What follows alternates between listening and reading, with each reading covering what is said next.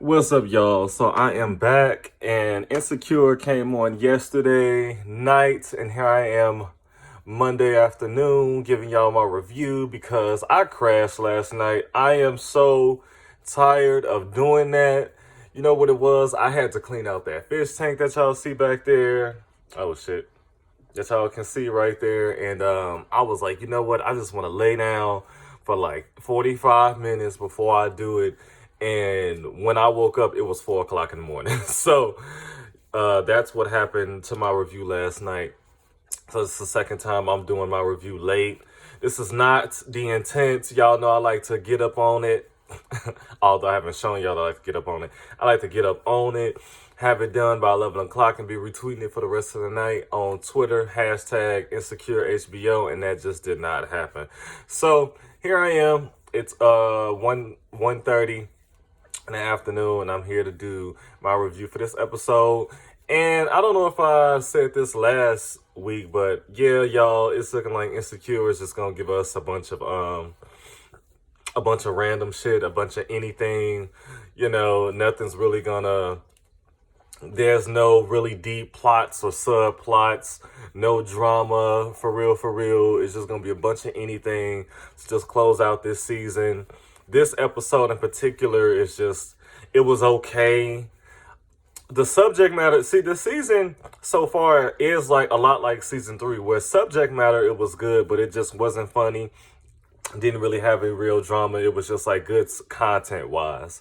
And, you know, them getting together and having a girls' night, you know, that was cool. They should have just played, you know, while they was sitting there playing Last Night by Diddy and Ready to Go Right Now by, no, it's a Green Light by John Legend. And what else did they play? They played a couple songs, like a couple new age songs. So I'm like, all y'all really need to play was Ladies Night with Angie Martinez, Lil Kim, Left Eye, and the Brat, and Missy Elliott. Y'all really should have played that. I really would have enjoyed that. I would have enjoyed Tiffany as Lil Kim. I would have enjoyed Kelly as Angie Stone. I would have enjoyed Issa as Left Eye, and I would have enjoyed Molly as the Brat. That would have been hilarious. That would have been great TV. But, you know, this episode was giving real Waiting to Exhale vibes. You know, Yvonne Orji herself even tweeted like a gif of Angela Bassett, Layla Roshan, Loretta Devine, and Whitney Houston in that in the living room, dancing to Creep by TLC, because I guess that was the intent. That's what they wanted us to feel. And they did a good job making us feel like that. But it wasn't really much going on aside from the fact that Tiffany is moving, which, you know, is on track for this to be the last season, because now we know where she's going to go. Where Kelly, where she's going into the more holistic podcast route. And Molly and Issa are TBA, okay, to be determined at this point. And then, okay, we had the situation with things heating up between Molly and Torian, but I want to see where things are going to go with her. I got to wipe my glasses down, y'all. I want to see where things are going to go with her and Dro, since he called her yesterday. Because that whole situation was stupid to me. Like, when they started fucking initially, it was like, okay, yeah, that's cool. But at the end of the day, y'all seem to be great friends or just good friends, like long-term good friends. And you introduce sex into the equation, that just complicates things.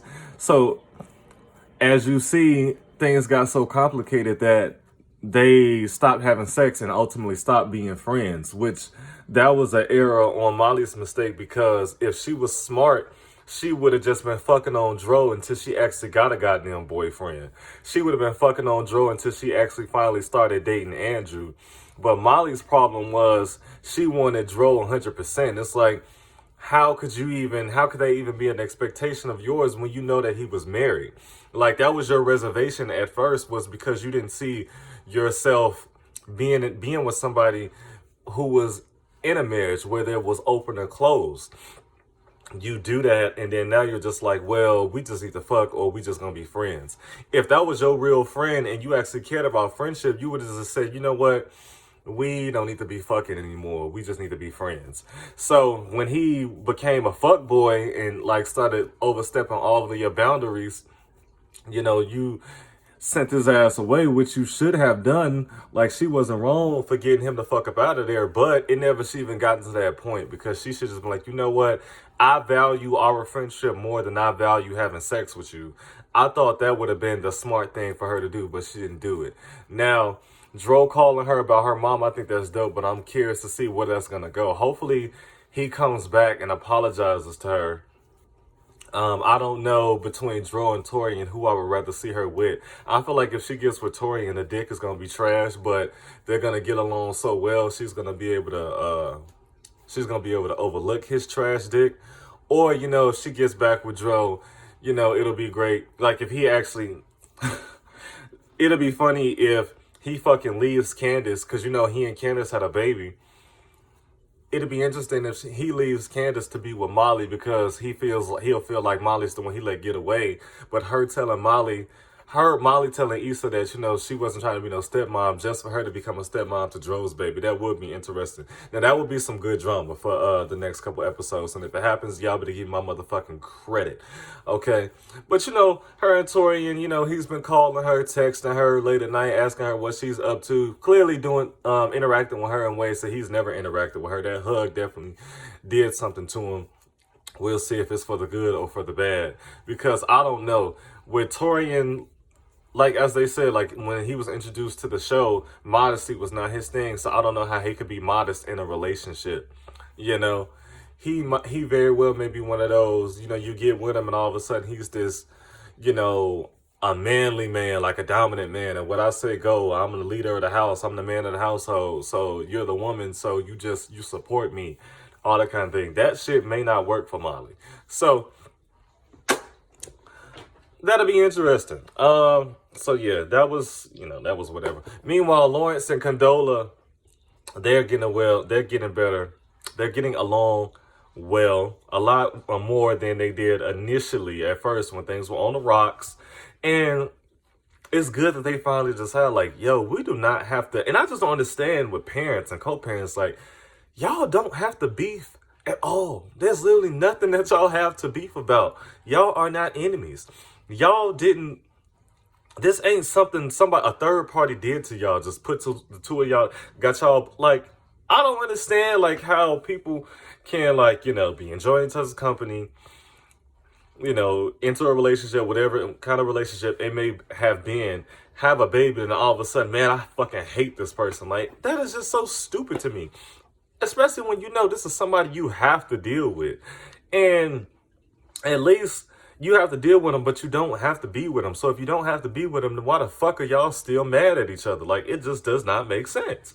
So, they're at a much better place, and they're co-parenting very well, and the baby that they have to play their baby is so adorable. He is so cute. But with that being said, they, Lawrence is, he's stopping by and telling them everything went well. It's a far cry from how things went, 3 episodes ago? 4 episodes ago, because this is episode 7. So, he comes in, he brings in condolences. I'm sounding like one of the people who just be fucking up her name on purpose. And by the way, y'all, that's kind of old. Like, it's kind of old because now at this point, y'all are just saying the same. Everybody's just saying the same shit. Like, one person saying convection, one person saying condolences. Like, y'all still using condolences. One person saying condola oil. Like, y'all are, like, recycling the same shit. Like, if you can't come up with any more new names, just leave it alone and call this bitch her name. With that being said, he offers to bring in, he brings in all her stuff from Amazon. I'm waiting on a couple packages today myself, and they said it was a couple stops away. Well, hurry up and stop by, okay? But he comes through, he brings her packages in, and she said it was more pieces of her shelf, and he offers to put it together, and she's like, oh, well, it's okay, I was going to have a friend about to do it. And he was like, I can do it, I'm right here. And she's like, oh, well, if you don't have the time. Yes, he has the time. That's why he's offering to do it. But I understand where Condola's coming from. Because she's coming from that standpoint of, I don't want you to get or feel like you have to do things for me. Or she could also be from a defensive standpoint. Like, I don't want you to do things for me. And I don't want you to feel like I owe you because you did things for me. So I understand where she was coming from, but I don't think that's Lawrence's character at all. It's just a shelf. And as he said, like, he's already there dropping the baby off anyway, so he has time. Um, so they start talking. You know, Lawrence is showing her his way of getting Elijah to eat, you know, and she praises him and compliments on him on being a great dad. And, you know, he complimented her as well. Then later on, that conversation got deeper after he was talking about how he felt like he was making progress with her little sister, Keira. Keira. Almost called her Kiki. Like, that's damn well the same thing. Kiki Palmer probably named her own character. But with that being said, and she was like, nah, this is a fuck up follow. She's going to be on there watching your ass to see if you fucking up and report all that shit back to me so I can be done with your ass.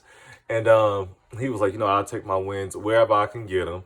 And then this conversation that they had was pretty good because, you know, Condola was sympathizing, believe it or not, with Lauren so much. Like, you know, she contemplated having an abortion when they weren't good, which is why, you know, because people were so critical of her because of how she was treating him. But like she said, their relationship was so bad that she contemplated getting rid of Elijah. So when she came out and said that she didn't trust him, now we know why. But with that being said, she contemplated having an abortion and she started talking about, you know, I want you to be happy. And it's like, girl, I mean, and her and so many women, like, why are y'all thinking about this nigga? Especially when you felt at one point he wasn't thinking about your ass at all.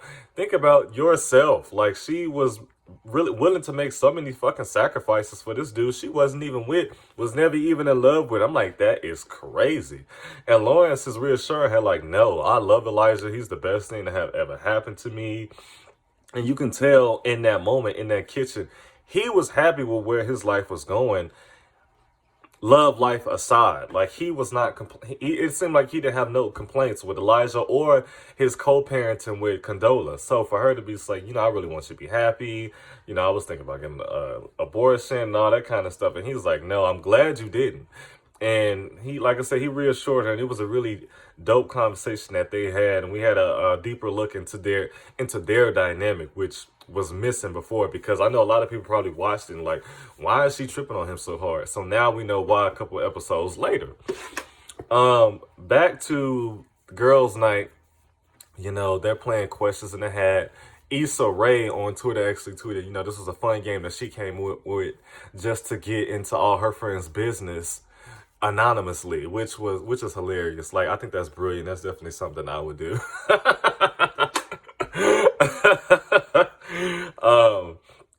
But they're having that, and Kelly's like, you know what?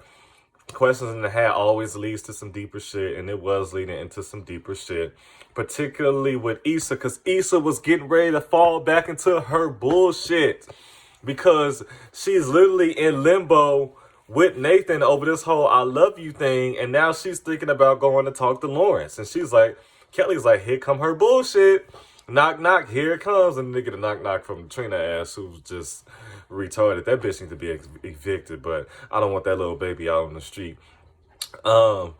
She's getting ready to fall back into her bullshit. And she was like, when she said that, Nathan said that she was inconsistent, they're like, oh, no, really? And it's like, come on, what real friends y'all are? Y'all don't be holding her accountable on her inconsistency. Y'all all know it, don't say nothing, y'all fake.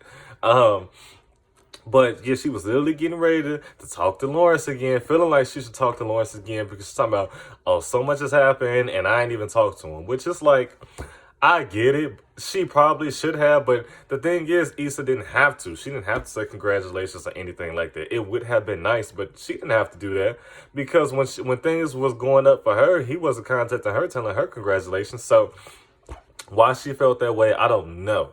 But she was ready. She was so ready to just be like, you know what, I'm ready. Like, she was really ready to be like, you know what, I'm ready to start over. It's fine. I've done it before and I've done it again. It's like, no, Issa, finish what the fuck you started. This is you being all over the fucking place. And I'm glad that they fucking put their foot on her neck and told her to stop doing that shit. They started talking about how she felt like she made the right choice. Well, Molly felt like she made the smart choice in leaving Lawrence because he was getting ready to have a baby. And Issa said that she seen that shit was going to get messy. So she got the fuck up out of there. And I'm just like, me right now, I don't even know, for people who are going through that, I don't even know if that's the right decision.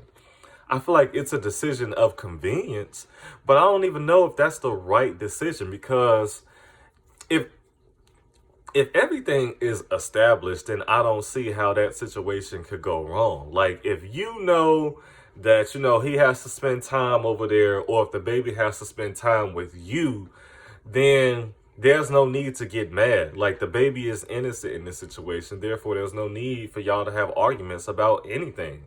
And Issa and Condola were cool. This isn't some random baby mama she does not know. This ain't... Lawrence did a great job of the only thing he ever got was an STD, a curable STD. But he did a great job of not getting making condolas out of the rest of the women that he's fucked, okay? So then I could see why it could be super, super messy, because here he has a baby by a bitch he doesn't even know past the night that he fucked him. And now, she could be crazy, she could be combative, she could just be very anti. With Condola just seems like a grown-ass, mature woman. Like, look, y'all don't have to be involved. Y'all want to be involved? Okay, cool. Well, let's all get together and talk about it. Not that she did much talking initially, but she's doing it now. Like, it probably would have been messy initially, but Issa very well could have been the bridge to make things less messy. Because one thing that her and Condola had in common is that they got along well together. They worked well together. So I don't see how... Issa may have probably made it a lot easier to facilitate things with the baby instead of Lawrence. So I don't see... I just feel like if everybody has a clear understanding of what the goal is, and that is to keep the baby's best interest at heart, I don't see leaving that situation being the smart choice. Unless you're not ever going to be able to get over that shit. Like, if you're a person who's going to be in competition with the child, or you're going to try to rush to have him put a baby inside of you to force that baby to the side and worry about chores, then maybe you should leave, because you're not emotionally intelligent enough, mature enough to be able to handle that situation. But I feel like only a smart woman will wait at least 4 years when his child is actually more dependent to have one. Maybe like 4 or 6 years when they're going to school and stuff like that. Then they can be a big sibling instead of you got 2 babies terrorizing y'all asses, not going to sleep, not letting y'all get sleep, crying all over the place, getting random ass ear infections, all that bullshit. So that's what I think. I don't necessarily feel like leaving somebody who's getting ready to have a baby with somebody else is the smart choice. I feel like, but I acknowledge that it definitely is a case-by-case situation, and it depends on the person. But Molly was feeling like it was the right choice. Tiffany and Kelly are like, yeah, the smart choice. And they were pretty much like, just because it was the smart choice does not mean that it was the right choice. Pretty much having Issa in limbo. So Molly wanted to quickly change the subject, like, yeah, y'all, we need to get ready to go to the restaurant. And then, Tiffany dropped that bomb on them, and she did not want to, they decided not to go anymore, which I would have been like, no, I want to go out to go eat. But, I mean, all that shit that they did, they could just did later after they got home to go eat, after eating. And lastly, that's when they started talking about Dro. That's when they started talking about Lawrence again, Tori, and all that shit. Issa wanted to call Lawrence because she's literally in doubt. She's in limbo. And Molly's like, if you feel like you want to call him when you're sober tomorrow morning, then do it. And, she gets a call from Nathan, and Nathan tells her that he does love her also. And which I can kind of see it, because like he has been consistent with the way he's been treating Issa. He has been, looking out for her, being there for her when she needs him. And he wouldn't I don't think he would do those things for her if he was not feeling that way. And then that conversation right there, that reassurance that she got from him, caused her to send Lawrence ass straight to voicemail. So that was the end of the episode, y'all. It was okay. It wasn't bad. Like I said, subject matter, it was good, but it just was not funny. It wasn't bringing me the jokes. It was not bringing me the drama. But these last 3 episodes, y'all. These last 3 episodes. And That's the end. That's the end of Insecure. But I don't know if y'all have been watching Harlem on Amazon Prime, but I watched that first episode and it was good. So what I think I'm gonna do with Harlem, because it is a show that drops in entirety, I think I'm just gonna review that episode by episode by episode, and so it'll be there. If anybody watches Harlem, they can go back and watch my reviews, regardless if they watch the whole episode or not. I mean, the whole series or not. But that's what I've got for this video, y'all. That's what I got for this episode. I will see y'all next week. Hopefully, Sunday night and not Monday afternoon.